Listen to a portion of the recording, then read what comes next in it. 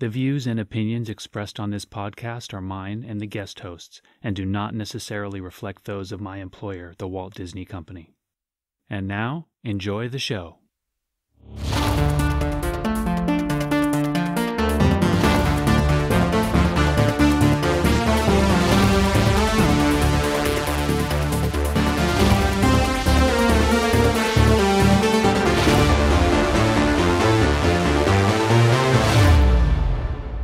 Welcome to Movies Unhacked, where we explore movies and the technology depicted in them. My name is Scott Croco. I'm joined by Mike Young. We'll be discussing The Net from 1995, starring Sandra Bullock. Hello, Mike.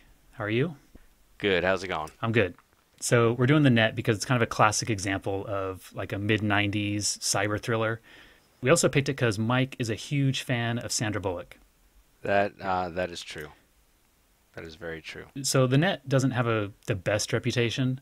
It's kind of known infamously for being not a very good movie, but it has managed to remain relevant anyway. People know this movie, and they might not have a good opinion of it, but it's managed to stay in the conversation, that says something, I think. I think it's been played on cable TV a lot. Yeah. Did you know, Mike, that not only was The Net a movie, but it also spawned a television series? I did not know that. It aired on the USA Network in 1998, 3 years after the movie came out. And the original writers were involved for 7 episodes of it. Yeah. It was sadly canceled after 1 season. So the original ones were there for 7 episodes, but they finished the season without them, or was that one? Yeah, no, they did like 6 episodes with the writers. The first 6 episodes, and then they came back mid-season to do 1 more, but the whole series went for, I think, 22, 23 episodes before it got canceled. All right. Okay, these writers, though, they also went on to write 2003's Terminator 3, Rise of the Machines. Was that the emo one? Which one had the Terminatrix? The emo one? That's the one afterwards. The one that was kind of tied in with the TV show. The Sarah, what's her name, Chronicles. But I know, yeah. Terminatrix was T3. That was a good movie. All right, well, maybe I'll check out this show then. There you go. Was it better or worse than The Net, T3? If you had to pick one. If I was to watch one again right now, I guess T3. Yeah, it seems like the right answer.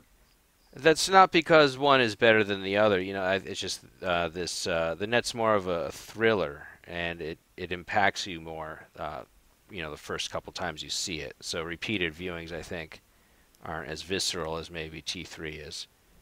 All right, that's fair. So Sandra Bullock is the star of this movie. She was in Speed the year before this came out, so she was just kind of coming known to the world. And I think you know her, Mike, from some of your favorite movies, like Forces of Nature and The Lake House. Yeah, big fan of both those, And she was in Speed 2 as well, right? She was in Speed 2. But Keanu didn't do that one. Oh, no, did he? No, he didn't. Yeah, okay, so who was in that? Who was in Speed 2? That was Jason, what's his name? I can't remember. Not Statham. No. All right. Jason Patrick. Yeah. Is that right? Exactly. Exactly. Sandra Bullock, I think, must have really wanted to do this movie. According to the internet, she did The Net for a salary of $250,000, which was less than half of her salary on Speed, and much less than any movie she would do afterwards. So she was into doing The Net. Yeah, I mean, it's a little bit more. It allowed her to, expand a bit. I think in this, there's a lot of more drawn out scenes and tension and more subtlety, where she could probably, use it as a good resume. Do you think it turned out that way? Was this a good resume builder? Her career speaks for itself. I wouldn't be surprised if it was entirely because of The Net. All right, so the director was Irwin Winkler. He is mostly known as a producer. He directed this movie, but he only directed 7 films in his career. But he produced, dozens of movies. and some big name movies. He's worked with Scorsese. He did Goodfellas. He produced The Wolf of Wall Street. He also produced all of the Rocky movies, Wow. and that includes Creed. I assume you've seen all the Rocky movies, I assume. I need to finish Creed still, and I never actually, I never saw five. You never saw Rocky 5? No, because people told me not to. I don't know. I mean, would you recommend it? Uh, I've never met someone who recommended it, so I haven't. well, so my experience seeing Rocky 5 was different, I think, than a lot of people. I went and saw it. I'm pretty sure it was opening weekend, and the theater that we were in was full of people who were huge Rocky fans. So the whole movie, there's like cheering and people jumping up and down in their seats, like rooting him on. I mean, literally like clapping and cheering when he, spoiler, when he wins the big fight at the end. But I thought he doesn't fight in Rocky he, Five. Isn't that the one where he's coaching the kid? yeah, he doesn't fight in the ring. I'll just say that. Well, you see, now you got my interest. So you should probably see it. All right. If nothing else, it'll fill in the gaps in your Rocky knowledge. Yeah, I liked Rocky Balboa a lot, and I thought that was great. So, and I mean to see Creed. So, yeah, thanks. For the listeners, it might have been a while since they've seen the net. So I'm going to run through the plot, just kind of remind everybody what happens here. And spoiler warning, I guess, for anybody listening, everything in this movie is open for discussion. So, all right, we meet Angela Bennett, who is played by Sandra Bullock. This is the main character. She's like a ninja computer programmer. She's living in LA. She's working for a San Francisco-based company, though. And a colleague of hers discovers what they're trying to depict as like a back door in a program called Mozart's Ghost. This colleague dies tragically in a plane crash before they are able to discuss it further. And she immediately goes on vacation to Mexico. While she's in Mexico, there's a man that she meets on the beach who kind of flirts with her, but he's really just trying to steal her Mozart's Ghost floppy disk and then tries to kill her. She gets away. When she gets back, though, she discovers that her identity has been taken away, and she's now someone named Ruth Marks, and she has a criminal record. The police are after her. She luckily escapes a police entanglement. She has a lot of escaping in this movie from entanglements. She calls a friend for help. This friend is Dennis Miller. She starts to figure out that the same people who have messed with her identity are also messing with things all over the country. Wall Street, airports, power grids, all kinds of things are getting infiltrated by this team of people, presumably hackers. The man who tried to kill her in Mexico catches up to her at a carnival where she's trying to meet a different friend for help. She gets away again. Dennis Miller dies. I think because he's allergic to penicillin. We'll get to that later. The cops catch up to her again, and this time they arrest her, so she's in jail. But Dennis Miller's FBI friend gets her out. So when she gets out, she heads to San Francisco. She sneaks into the software company that she works for, trying to get to the bottom of this Mozart's Ghost mystery. And there she discovers that the man behind all of the crazy stuff happening around the country is the same man who's trying to sell security software. The software is called Gatekeeper, and it appears that in order to drum up business for his own company, he's been manufacturing these security break-ins. The killer catches up to her again in San Francisco. She escapes again into a computer convention that's going on at the Moscone Center in San Francisco. She immediately finds an open computer in the convention. She sends an email to the FBI with all the evidence that she has found. Then she tricks the killer into sending a virus into the Gatekeeper mainframe. And then she kills the killer. She gets her life and identity back and even gains some recognition for being the person who sent the security software guy to jail. And that's pretty much it. I left out some of the details, and there's other stuff that happens, but we can get into that. So before we get into the technology of this movie, though, Mike, what do you think of this movie generally? I thought it was good. I enjoyed it. As you pointed out, I'm a big fan of her body of work, and This is, I think one of the better ones. She's a pretty convincing, hacker, 90s computer nerd. It's got enough, suspense and pace. The pacing is a little slow. I think there could be some editing because you kind of want the story to move along sometimes, and they're still trying to set up more dramatic sequences. But yeah, no, I thought it was enjoyable. So I don't like it as much as you do. I don't know. One of my thoughts is that somebody saw The Fugitive and really liked that movie and thought they would try and remake their own version of it with Sandra Bullock as a computer programmer. There's a lot of similarities between those two movies. You've got your main protagonist who is thrown into a situation due to no fault of their own. They seem to be getting blamed for something that they didn't do. They are on the run. They're escaping all kinds of, precarious situations and it's running from the cops. And then at the end, the villain turns out to be someone we already knew in the movie and we thought was a good guy. Like very similar in terms of the beats, I feel like, between these two movies. Well, it's hard to prove, which script started first. It is. All right. I want to talk about the opening scene a little bit. This guy who kills himself. So I think he turns out to be the Secretary of Defense for the United States. And he's on the phone when we see him, and you don't know what he's talking about. We only hear his side of the conversation, but it sounds like he's getting news that he's not really happy about. And then he drives to a park, and he's on the phone with his family. He hangs up with them and then shoots himself. Yeah. We find out later that his autopsy found that he was stricken with AIDS, and that may be why he killed himself. And then even later, thanks to Sandra Bullock's hacking skills, she finds that the report was not accurate and that the coroner reported that he did not have AIDS.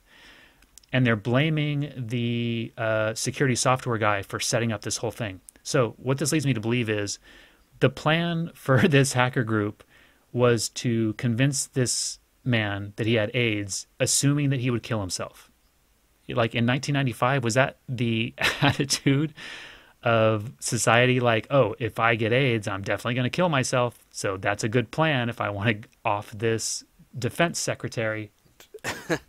Okay, I missed that entire connection actually when I was watching it.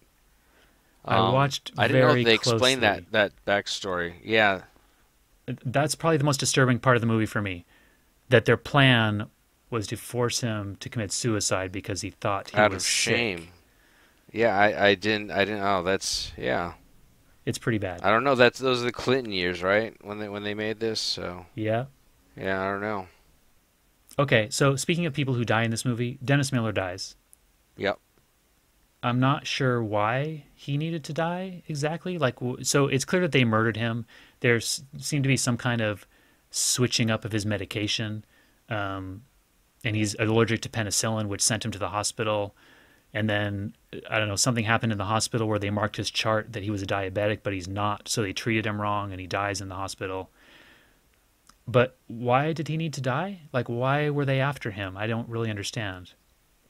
Yeah, I didn't get that. He just seemed to be maybe getting too close to the truth, and they had to make a move to silence him because he was getting a lot of exposure to her situation.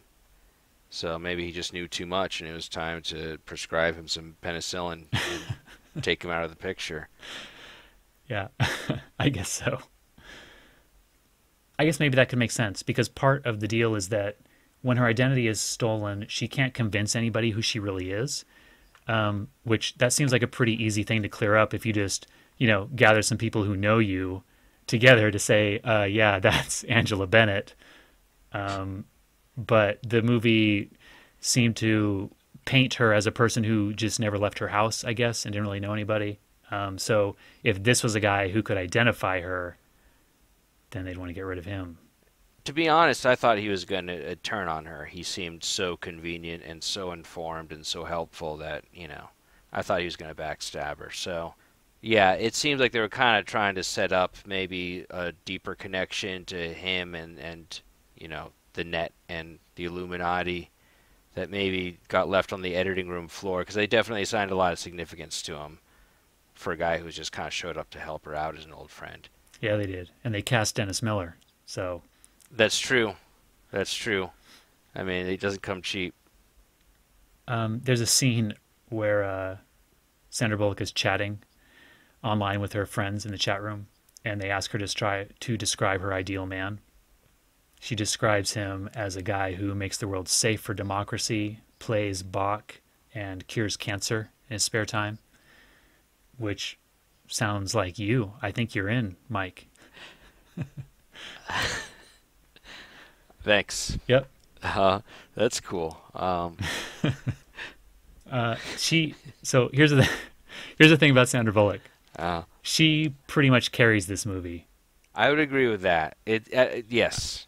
I don't love this movie, but without her, it would be maybe almost unwatchable for me because everybody else around her, I mean, the characterizations of these people are just so kind of generic and stereotyped.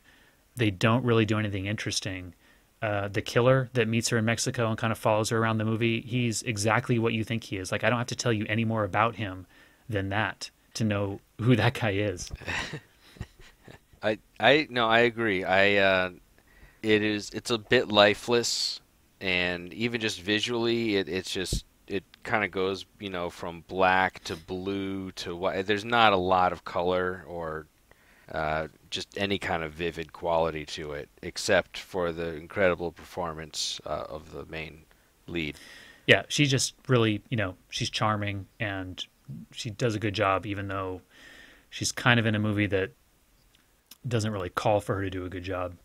Yeah, she didn't look like a shut-in, when I think of shut-in hacker, I mean, Yeah. she's very much ready to be shot for a movie, is what she looked like on screen. So they tried to like amp that up, and yeah, she didn't really come off like unkempt, Yeah. I But do appreciate that you know, because that could have been the easy way out. Right? Like put some nerd glasses on her, give her a kind of a mousy look, and try to make her not look as cute as she would normally look in a movie. But they didn't do that, and that was probably a good call. yeah, that's true. Yeah, they I don't know. I mean, are they going to really have an unattractive in their eyes or whatever lead in a movie? I mean, Yeah. There's one scene in this movie. So I've only seen this movie twice now, the time that I watched it for this podcast, and once back in, I don't know, 96 probably, because I saw it on video. So there was only one scene from the movie that I actually remembered watching it this time. And that's the scene when they're at the carnival, and he's kind of chasing her through the carousel, and she hides inside the middle of the carousel while he's looking for her.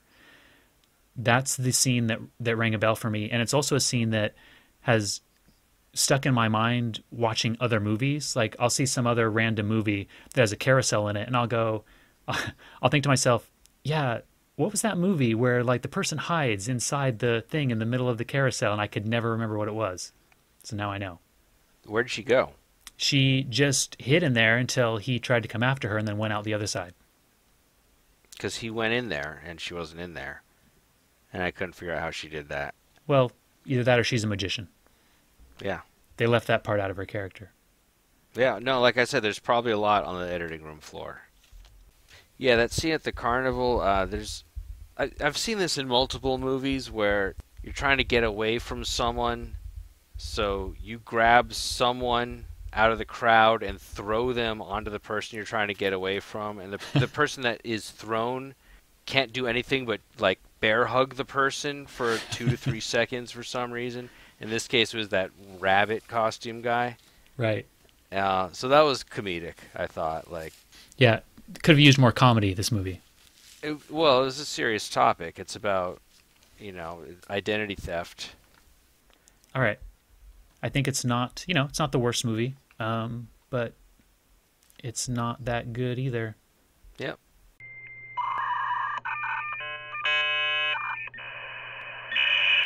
let's talk about the technology that's in this movie. All right. My first comment is that there's actually not as much tech in here as I thought there was. Agreed. My memory of it was that it was just computer hacking all over the place, but it's really not. There's a handful of scenes, I think, that are, maybe worth talking about. As I was watching this, I was thinking it's an stolen identity storyline that could be almost done entirely without computers. There was nothing really like that deep as far as the internet part of it goes. It's all about a floppy disk, which is about as un-internet as it gets, really. They're all trying to chase after this one physical disk. So, in that sense, I thought it was kind of odd, you know. Yeah, It had a lot, it seemed more offline than online in a lot of ways. yeah, almost like you could recast the lead with Harrison Ford and have a one-armed man chase him around, and it would be the same movie. Well, that's yeah. I do need to see the I'll have to see the Fugitive again. So let's talk about some of these scenes. So in the opening, when we meet her, this is probably the biggest scene we see of her sitting at a computer doing computer-like things, and the movie makes very little attempt to explain what she's doing. They show her playing Wolfenstein 3D. Yes. She looks like she's debugging it. There's a guy on the phone who's talking to her while she's looking at it. And first of all, this guy who's on the conference call, he's just praising her like nobody's business, like telling her how amazing she is and how they wouldn't be able to fix any of their software without her. So yeah, so she's debugging this Wolfenstein game, and I'm not sure exactly. She's like launching debuggers and she's scanning the code, but watching the screens and listening to her talk, the movie's really not making an effort to tell you what's going on. They're just trying to express to you that she's really good at computers, and that's all you need to know. Yeah. Well, she's got three of them. Right. The more computers you have, the better you are at them. Yeah. And that's fine. I can actually live with that for a movie to just, say, here, audience, this person's really good with computers. We're not going to get into the details of telling you what it is she's good at exactly, because that takes a lot of work and effort and a lot of explanation to do. So here you go. I feel the animations filled in the gaps. Right. Okay. The the animations. Yeah, like when she's getting hacked and just her entire screen starts turning into a screensaver of whatever was on there. Right. Like a fractalization of whatever she had on her desktop. Yeah. Um, And she is savvy enough to order pizza online, which yeah. that was great. I thought that was very fortuitous, actually. I mean, that's something that we all do every day now, almost. Yeah, and I think Yeah. I think that didn't exist in 1995. Right, you couldn't actually order pizza online, so that was good forward thinking. I thought so. It seemed like she had to run a local program almost to do it, though. It didn't even look like a website. It looked like there was some kind of software you had to buy and install that you could then order pizza with. Mm. So, Yeah, not quite as evolved as where we're at now, but it's still, I thought that was an interesting angle. and that's something that didn't make a lot of sense to me generally, was this idea of the movie seemed to be mixing up what a program and a website are, because for example, her colleague who sends her this Mozart's Ghost thing on a disc, they call it a program, but it acts like a website. And I'm not clear why you need a disc to access a website. I see. I didn't catch that the Mozart's Ghost originally came on a floppy. I thought that was a website the whole time. Exactly. It seems like it's a website, but she doesn't access it until she puts that disc in, and then it kind of comes up on her screen. Uh, it was things were very cutting edge when they made this film. I can't say that I was working in the industry at the time, so this could have been exactly how it was back then. So let's see. Yeah. And that disc, like you said, it's kind of the MacGuffin of the movie to some degree. That's what everybody's chasing after. And if we're dealing with a website, then the disc is just a symbol. It doesn't really have any true meaning. Yes. Yeah, no, that was again, yeah, there was just this very offline thing that everyone's chasing. The most networked things, well, I don't even, we'll get to that part of the movie, I guess, but there's very few things that really required communication outside of like the immediate local area network throughout this movie. So, all right, there's a scene where she's dealing with the police, and she's gotten back from Mexico, and she's at her house.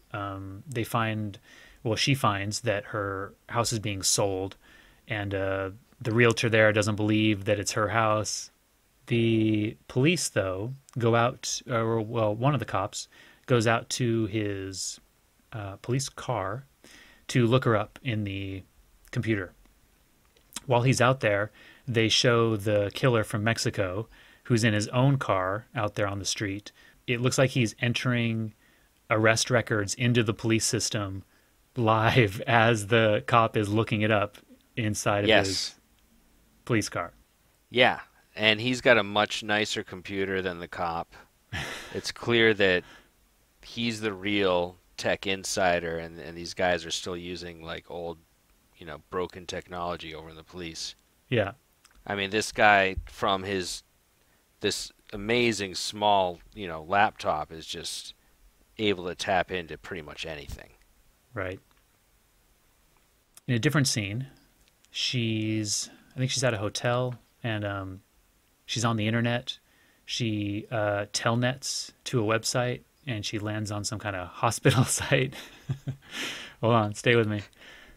Yeah. She clicks on the little pi symbol that's on the corner of the page because that's the super secret hidden link Right. that nobody would ever find. It's like 10% of the size of the bottom of the screen.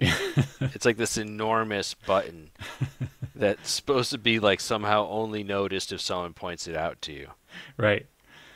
Well, she finds it somehow, and this lands her, and she enters a password, and this gains her access to the Secretary of Defense coroner's report.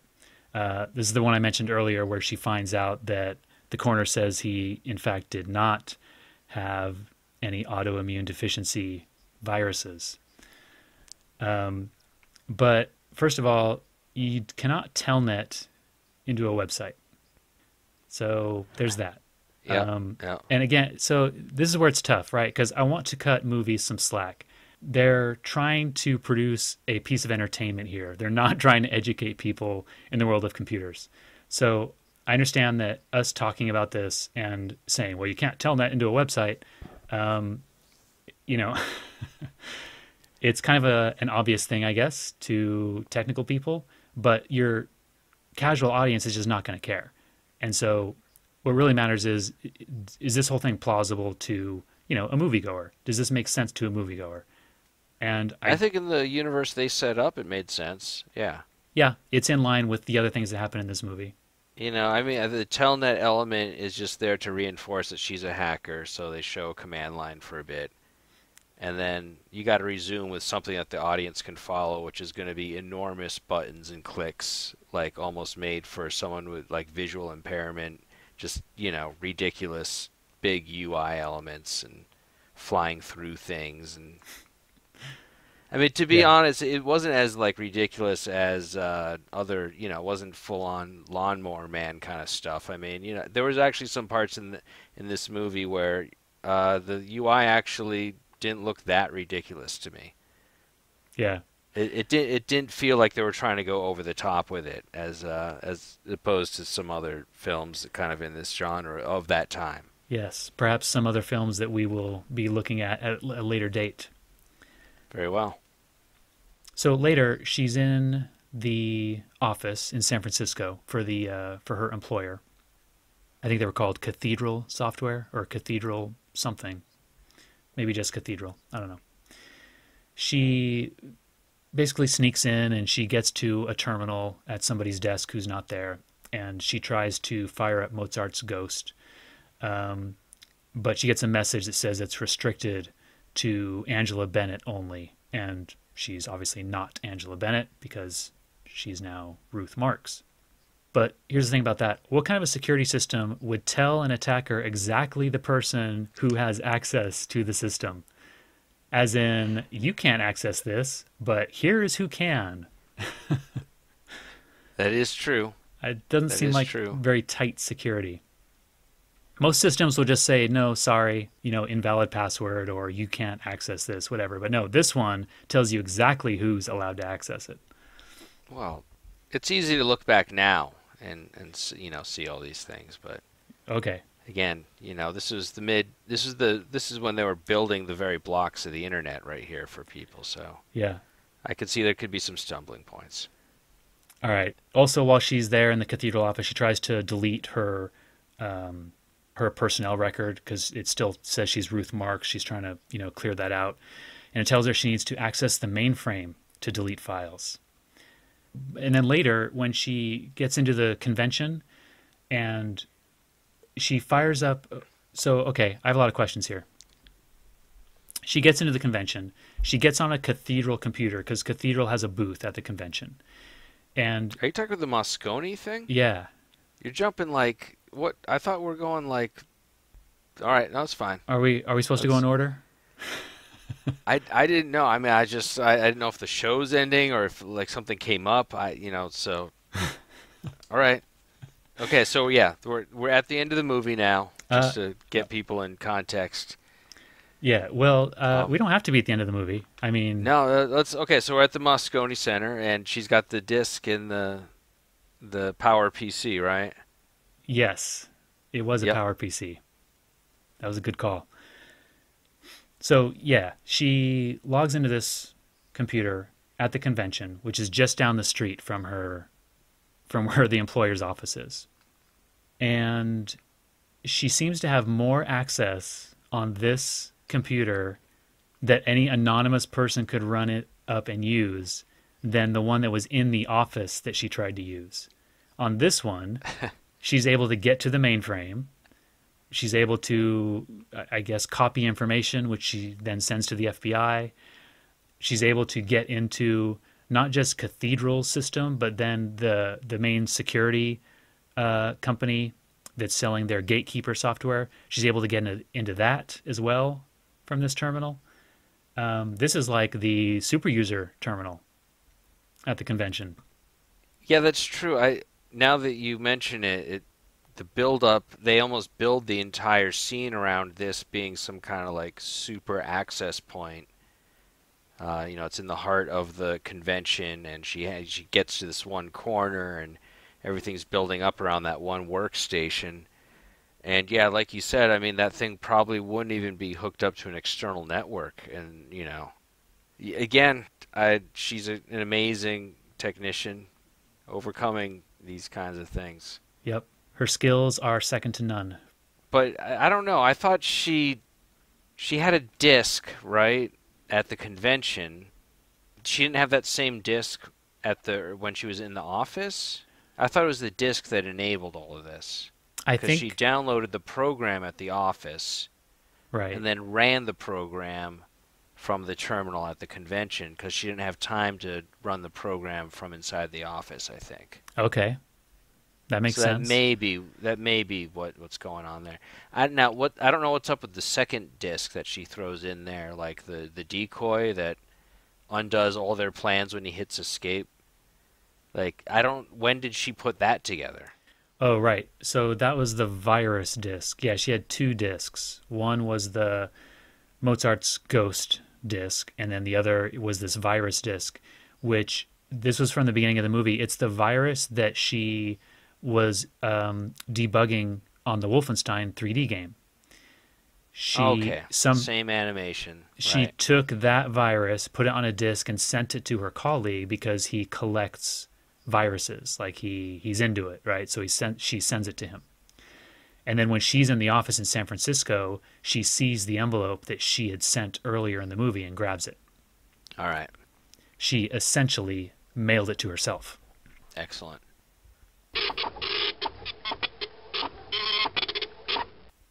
The way it kind of sets the tone, I mean, right within the first 10 seconds, you see that flip phone. You know that it's all about technology and communication and globalization.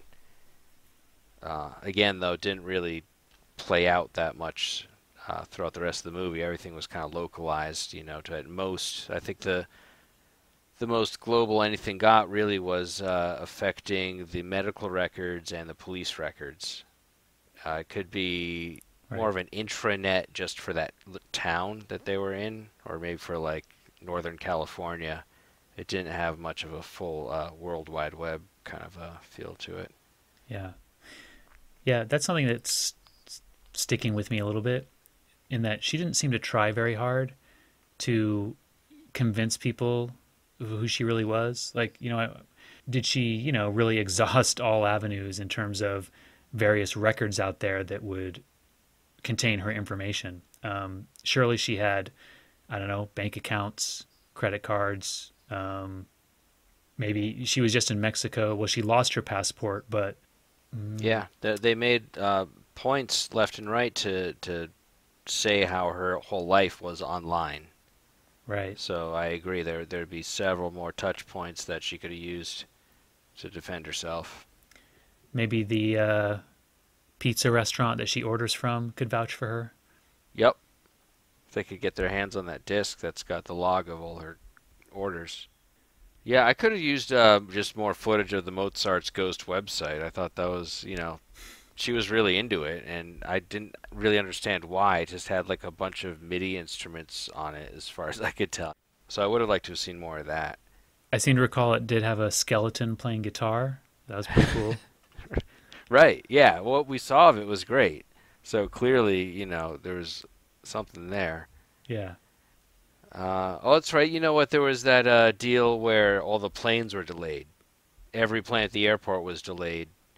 And then within 1 second, they're all back on track and on time. So that's a little bit more global, I guess, in the town.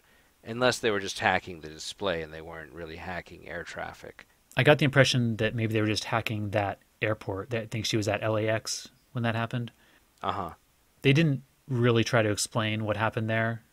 All you saw was what you just said, which was all the flights were delayed slash canceled, and then all of a sudden they weren't. Yeah. So I'm not sure exactly what that infiltration was supposed to be. Actually, I don't really know what the end game was. I somehow that kind of I missed that entire thing. What was the end game of the villain in this movie? The end game was it's the I can't remember his name. I think his last name was Greg, something Greg, who owns this security software company, and he's trying to sell security software to the government, to airports, to banks, to whoever.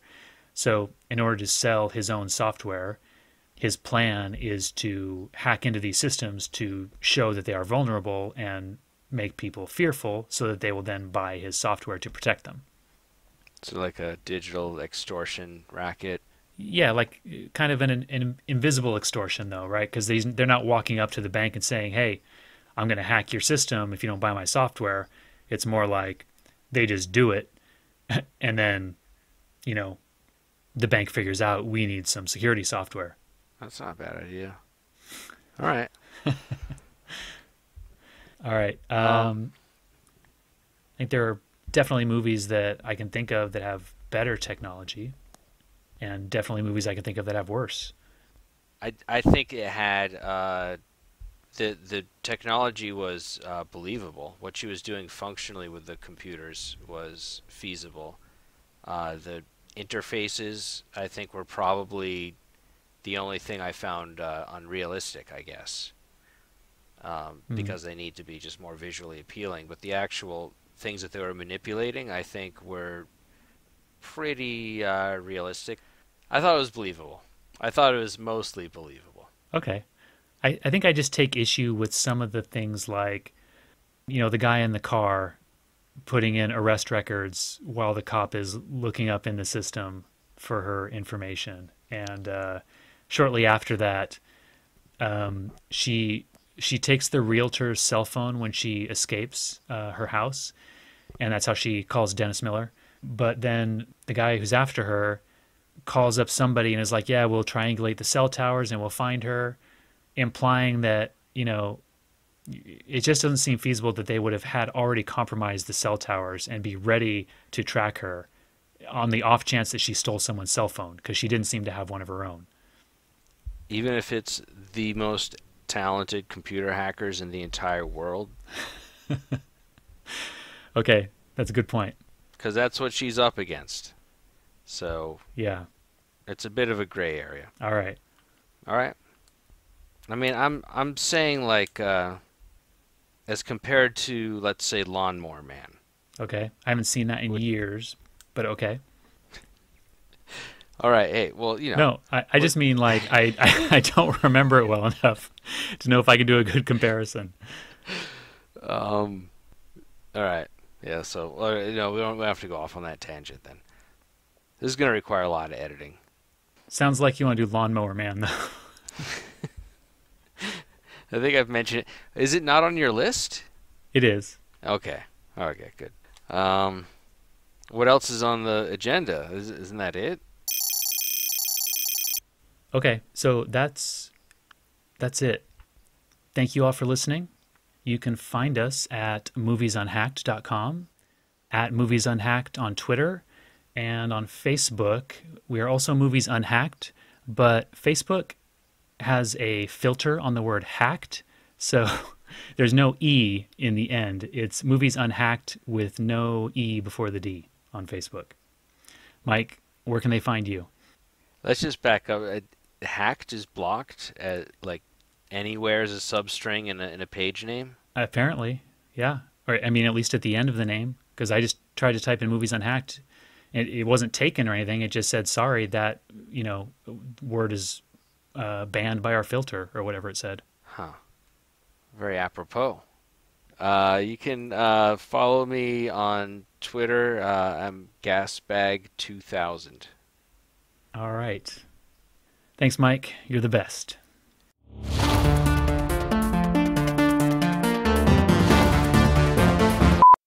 Are you wearing that fucking tracksuit from that fucking picture? Yeah.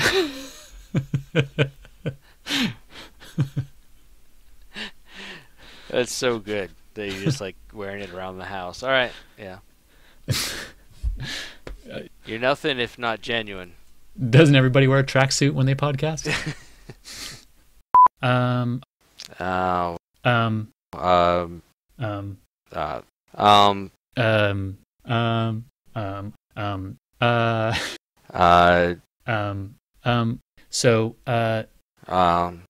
Total pro, man. This is fantastic.